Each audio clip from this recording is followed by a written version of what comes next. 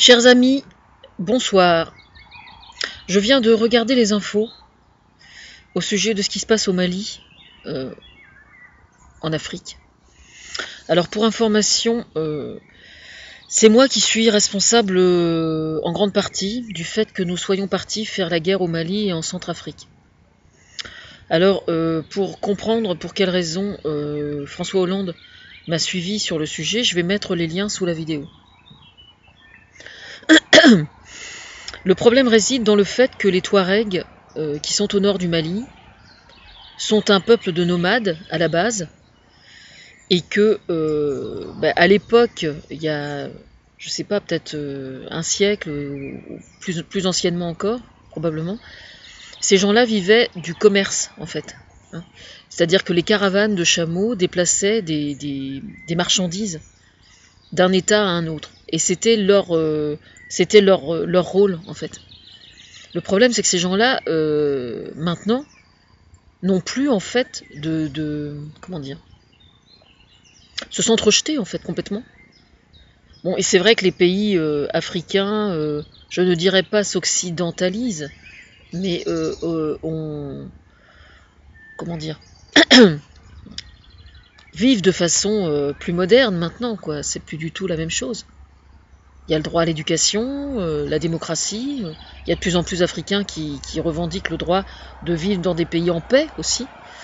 Alors moi, j'avais élaboré certaines stratégies pour leur venir en aide. Et donc Thomas Fersen avait fait le nécessaire avec les responsables politiques pour mettre sur Internet des sites qui parlent des Touaregs justement de façon positive. Et c'était pas quelque chose qui était fait pour, comment dire, c'est pas des salades, quoi. Je veux dire, c'est leur véritable histoire et leur véritable identité. Donc moi, j'ai même échafaudé des plans de telle sorte que on puisse refaire, par exemple, les tracés, récupérer les tracés géographiques qu'ils empruntaient avec les caravanes de chameaux à l'époque. Sur le plan touristique, c'est quelque chose qui serait parfaitement viable. Seulement, le problème, c'est que pour que ça fonctionne, il faut bien évidemment que ce soit sécure. Et oui, c'est ça le problème. Alors pour que ce soit sécure, il ne faut pas qu'il se passe ce genre de choses comme il s'est passé hier. Il y a eu 11 morts hier, quoi. Alors les Touaregs avaient signé un cessez-le-feu avec le gouvernement malien. Le problème, c'est qu'hier, le cessez-le-feu a volé en éclats. Alors le problème, c'est que ça fout en l'air la totalité du plan que j'avais mis sur pied, moi, quoi.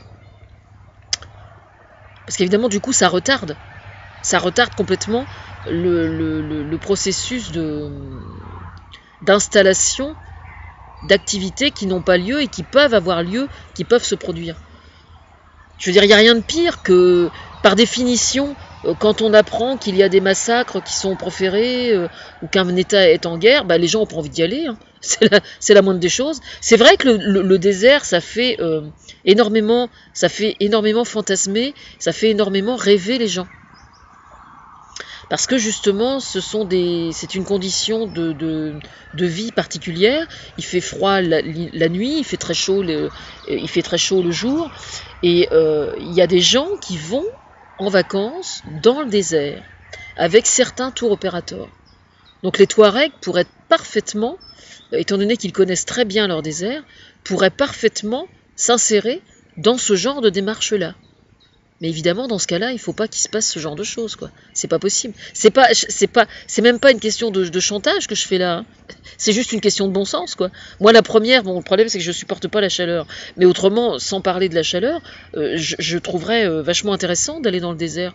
Parce qu'au niveau du paysage, tous les gens qui sont allés en vacances dans le désert ramènent des récits qui sont absolument passionnants, quoi. C'est une façon, d'une certaine façon, c'est un moyen de faire le vide et de faire une mise au point sur sa vie, etc. Enfin, il y a plein de gens qui sont amoureux du désert. Il y a énormément de gens qui sont allés dans le désert et qui,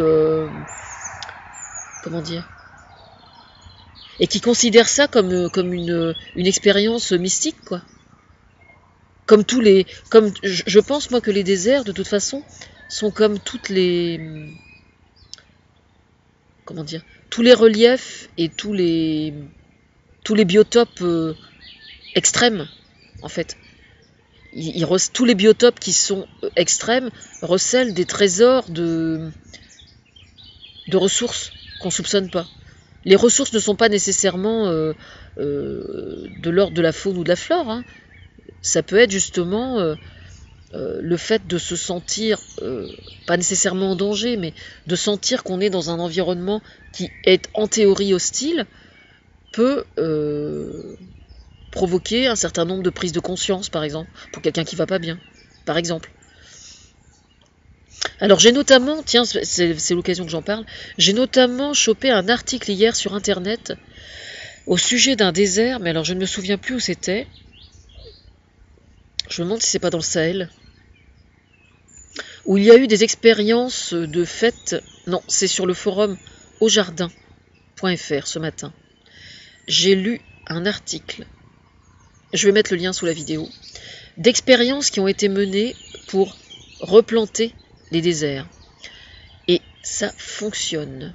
C'est une excellente nouvelle. J'ai été super contente d'apprendre ça. Donc, eh bien voilà, il faut le faire. Donc je vais mettre les liens sous la vidéo. Mais bon, il faut que la zone soit sécure, quoi. Autrement, c'est pas possible. C'est aux Touaregs de savoir ce qu'ils ont envie de faire. Hein. Je veux dire, ça va donner quoi de toute façon, il est absolument irrecevable de revendiquer une quelconque identité culturelle par les armes. Ça ressemble à rien, quoi.